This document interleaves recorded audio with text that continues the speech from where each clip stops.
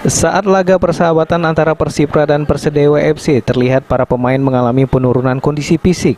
Hal itu diakui oleh pelatih Edi Iswantoro yang memantau langsung anak asuh bertanding di lapangan Desa Pangkul. Pelatih kepala Persipra mengatakan timnya sempat latihan di bulan Ramadan, akan tetapi sifatnya hanya untuk menjaga kondisi. Mantan pelatih SFC U21 pada 2013 ini mengaku terus mematangkan fisik dan strategi skuad Persipra meski regulasi Liga 3 dan Porprov 2021 hingga kini belum jelas. Akan tetapi arsitek skuad kebanggaan warga Prabu Muli ini menyiapkan dua tim menjelang dua event tersebut diselenggarakan.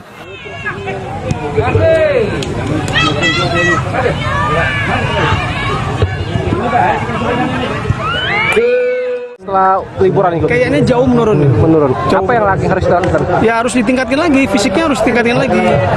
Kan kemarin kan udah sempat naik karena kita sempat uji coba beberapa kali itu ya, hasilnya kan maksimal kemarin ya. Ini kan ke depan ini kan kita belum jelas nih regulasinya ini kapan muncul ini untuk kita Liga 3 ini.